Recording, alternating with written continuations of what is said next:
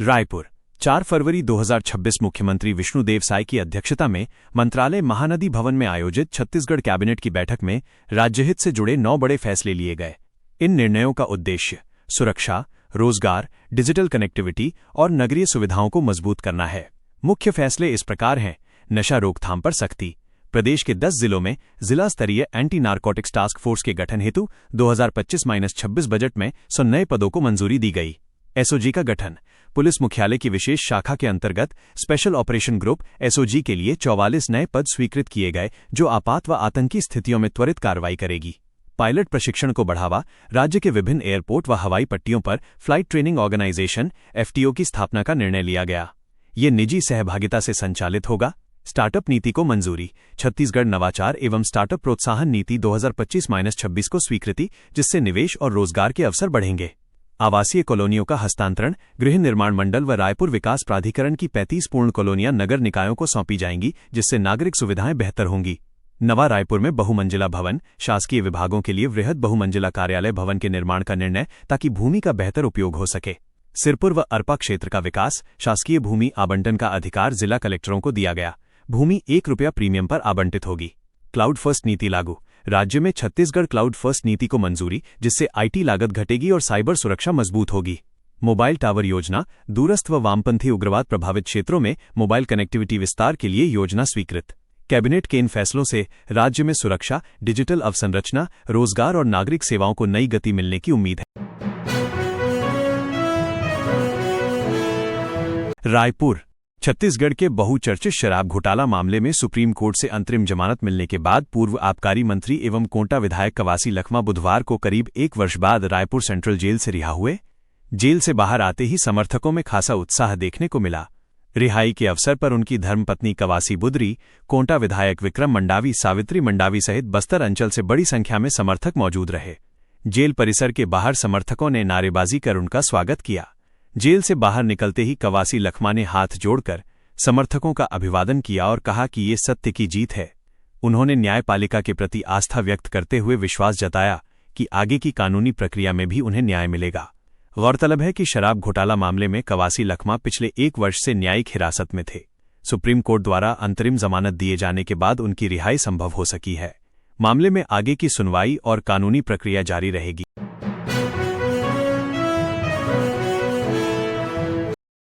कवर्धा में 7 करोड़ के धान घोटाले पर बड़ी कार्रवाई। डीएमओ अभिषेक मिश्रा निलंबित।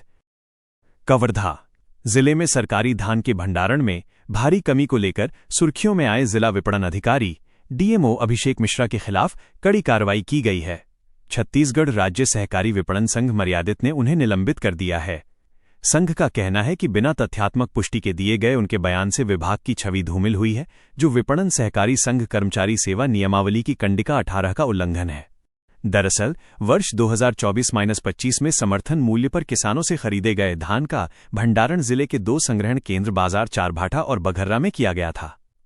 इन केंद्रों पर कुल 7,99,000 क्विंटल धान रखा गया था। धान के उठाव के बाद जब भौतिक मिलान किया गया तो दोनों केंद्रों से 26,000 क्विंटल धान की कमी पाई गई। इस मामले में डीएमओ अभिषेक मिश्रा द्वारा चूहों द्वारा 7 करोड़ रुपए के धान को खाने संबंधी बयान दिया गया था, जिसने व्यापक विवाद खड़ा कर दिया। विपणन संघ ने जांच के बाद माना कि उक्त बयान तथ्यों पर आधारित नहीं था। इसके चलते विभागीय छवि को नुकसान पहुंचा और अनुशासनात्मक कार्रवाई के तहत निलंबन का आदेश जारी किया।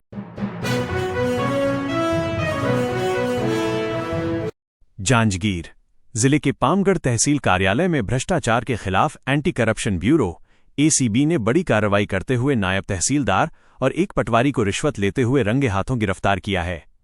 एसीबी टीम ने दोनों आरोपियों को 35,000 रुपए की रिश्वत स्वीकार करते हुए ट्रैप किया। जानकारी के अनुसार आरोपियों ने चोरभट्टी गांव के धान खरीदी प्रभारी से शासकीय कार्य के एवज में रिश्वत की मांग की थी। पीड़ित द्वारा एसीबी में शिकायत दर्ज कराने के बाद मामले का सत्यापन कराया गया, जिसमें शिकायत सही पाई गई। इसके बाद एसीबी ने योजनाबद्ध तरीके से ट्रैप कार्रवाई को अंजाम दिया। कार्रवाई के दौरान पामगढ़ तहसील कार्यालय में नायब तहसीलदार और पटवारी को रिश्वत की राशि लेते हुए पकड़ा गया। टीम ने मौके से रिश्वत की रकम बरामद कर दोनों को हिरासत में ले लिया। एसीबी अधिकारियों ने बताया कि आरोपियों के खिलाफ भ्रष्टाचार निवारण अधिनियम के तहत मामला दर्ज कर आगे की जांच की जा रही है। इस कार्रवाई से तहसील कार्यालय सहित पूरे जिले में हड़कंप मच गया है।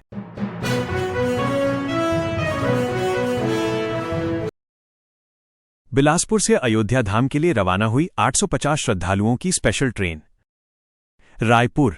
राज्य सरकार की महत्वाकांक्षी योजना के तहत भगवान राम की जन्मभूमि अयोध्या धाम की यात्रा को श्रद्धालुओं के लिए सुगम बनाया जा रहा है। इसी कड़ी में आज बिलासपुर रेलवे स्टेशन से 850 भक्तों को लेकर एक विशेष ट्रेन अयोध्या धाम के लिए रवाना हुई। ट्रेन के रवाना होते समय स्टेशन परिसर जय श्री राम के जयघोष से गूंज उठा। इस विशेष धार्मिक यात्रा के दौरान श्रद्धालुओं को वाराणसी में काशी विश्वनाथ मंदिर के दर्शन का भी विशेष अवसर प्रदान किया जाएगा। यात्रा के लिए आवश्यक व्यवस्थाएं राज्य सरकार द्वारा की गई हैं, जिससे भक्तों को सुरक्षित और सुविधाजनक अनुभव मिल सके। राज्य सरकार की इस जनकल्याणकारी पहल को लेकर श्रद्धालुओं में खासा उत्साह देखा गया। यात्रियों ने इसे धार्मिक आस्था से जुड़ा ऐतिहासिक कदम बताते हुए सरकार के प्रति आभार जताया। अधिकारियों के अनुसार भविष्य में भी इस तरह की धार्मिक यात्राओं को निरंतर संचालित करने की योजना है, ताकि अधिक से अधिक छत्तीसगढ़वासी अपने आराध्य के दर्शन का लाभ उठा सकें। धमतरी में बस से 17 लाख का गांजा जब्त, 2 महिला तस्कर गिरफ्तार। धमतरी पुलिस अधीक्षक के निर्देशन में जिले के अंतर्राज्यीय सीमावर्ती क्षेत्रों में आने जाने वाले वाहनों और संदिग्ध व्यक्तियों पर कड़ी निगरानी रखी जा रही है। इसी क्रम में थाना बोराई क्षेत्र अंतर्गत चेकपोस्ट बोराई में लगातार वाहन चेकिंग अभियान चलाया जा रहा है। 4 फरवरी 2026 की रात करीब 12:30 बजे वाहन जांच के दौरान यात्री बस नरेश क्रमांक CG07E4433 जो कोरापुट ओडिशा से रायपुर छत्तीसगढ़ जा रही थी को रोककर तलाशी ली गई। जांच के दौरान बस की लोअर बर्थ क्रमांक 23 और 24 पर बैठी 2 महिलाएं संदिग्ध अवस्था में पाई गईं, जिनके पास 3 ट्रॉली बैग थे। संदेह के आधार पर पुलिस ने दोनों महिलाओं को बस से उतारकर गवाहों की मौजूदगी में उनके ट्रॉली बैग की तलाशी ली। तलाशी में 3 सूटकेस से कुल 8 बंडलों में रखा मादक पदार्थ गांजा बरामद हुआ। जब्त गांजे की अनुमानित कीमत करीब 17 लाख रुपए बताई जा रही है। पुलिस ने मौके पर ही दोनों महिला तस्करों को गिरफ्तार कर लिया। उनके खिलाफ NDPS एक्ट के तहत कार्रवाई की गई है। मामले में आगे की जांच जारी है और गांजा तस्करी के नेटवर्क से जुड़े अन्य आरोपियों की तलाश की जा रही है।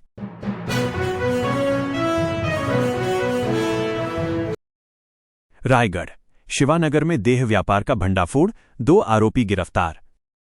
रायगढ़ वरिष्ठ पुलिस अधीक्षक शशि मोहन सिंह के स्पष्ट दिशा निर्देशन में जिले में जुआ सट्टा, अवैध शराब एवं अनैतिक गतिविधियों के खिलाफ सख्त अभियान जारी है।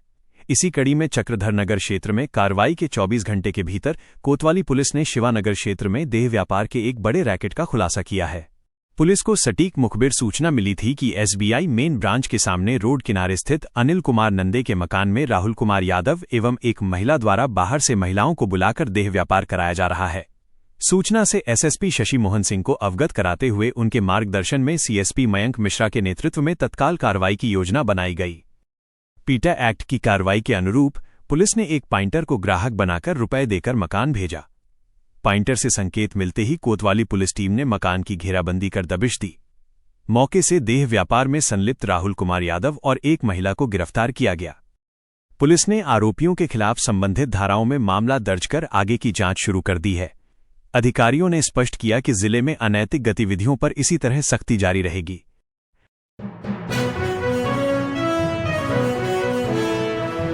रायपुर में अवैध शराब के खिलाफ बड़ी कार्रवाई, 23 मामलों में 26 आरोपी गिरफ्तार। रायपुर पुलिस उपायुक्त DCP पश्चिम संदीप पटेल के निर्देशन में अतिरिक्त पुलिस उपायुक्त राहुल देव शर्मा के मार्गदर्शन तथा रायपुर पश्चिम जोन KS बड़ी EP के नेतृत्व में संबंधित थाना क्षेत्रों में आबकारी अधिनियम के तहत अवैध शराब के विरुद्ध विशेष अभियान चलाया गया।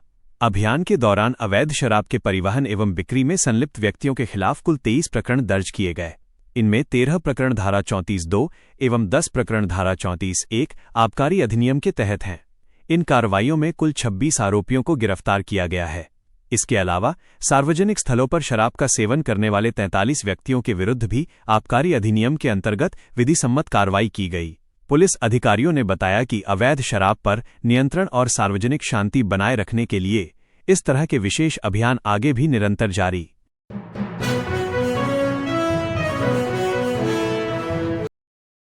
जगदलपुर नक्सल मोर्चे पर ओडिशा पुलिस को बड़ी सफलता हाथ लगी है। लंबे समय से सक्रिय 21 लाख रुपए के इनामी माओवादी सुखराम मरकाम उर्फ योगेश उर्फ सुरेश ने सुरक्षा बलों के समक्ष आत्मसमर्पण कर दिया है। ये सरेंडर ओडिशा के मलकानगिरी जिले में किया गया। आत्मसमर्पण के दौरान सुखराम मरकाम के पास से एक SLR राइफल और विस्फोटक सामग्री बरामद की गई है। पुलिस के अनुसार सुखराम माओवादी संगठन में बड़ी EM of ACM रैंक का सक्रिय कैडर था और वर्ष 2010 से संगठन से जुड़ा हुआ था। वो कई नक्सली घटनाओं में शामिल रहा है। माओवादी सुखराम मरकाम मूल रूप से छत्तीसगढ़ के सुकमा जिले का निवासी है। उसके खिलाफ छत्तीसगढ़ सहित अन्य राज्यों में गंभीर नक्सली मामले दर्ज थे। सुरक्षा एजेंसियों का कहना है कि लगातार दबाव और सघन नक्सल विरोधी अभियानों के चलते उसने आत्मसमर्पण का रास्ता चुना। मलकानगिरी के पुलिस अधीक्षक विनोद पाटिल ने इस आत्मसमर्पण को नक्सल विरोधी अभियान की बड़ी उपलब्धि बताया है। उन्होंने कहा कि इससे माओवादी नेटवर्क को करारा झटका लगा है और उम्मीद है कि आने वाले समय में अन्य माओवादी भी मुख्यधारा में लौटेंगे। गरियाबंद जिले में आपसी रंजिश का एक सनसनीखेज मामला सामने आया है, जहां एक महिला की उसके ही परिचितों द्वारा पीट-पीट कर हत्या कर दी गई। मृतका की पहचान सुमित्रा नेताम 37 वर्ष के रूप में हुई है। घटना मैनपुर ब्लॉक के शोभा थाना क्षेत्र अंतर्गत ग्राम गरीबा की बताई जा रही है। पुलिस से मिली प्रारंभिक जानकारी के अनुसार आरोपी महिलाएं मृतका की सहेलियां थीं। दोनों पक्षों के बीच लंबे समय से आपसी विवाद और सामाजिक बदनामी को लेकर तनाव चल रहा था। इसी रंजिश के चलते आरोपियों ने सुमित्रा पर हमला किया, जिसमें उसकी मौके पर ही मौत हो गई। घटना की सूचना मिलते ही पुलिस मौके पर पहुंची और शव को कब्जे में लेकर पोस्टमार्टम के लिए भेज दिया। मामले में पुलिस ने हत्या का अपराध दर्ज कर लिया है और दोनों आरोपी महिलाओं को हिरासत में लेकर पूछताछ की जा रही है। पुलिस अधिकारियों का कहना है कि पूरे मामले की गहन जांच की जा रही है तथा आरोपियों के खिलाफ सख्त कानूनी कार्रवाई की जाएगी।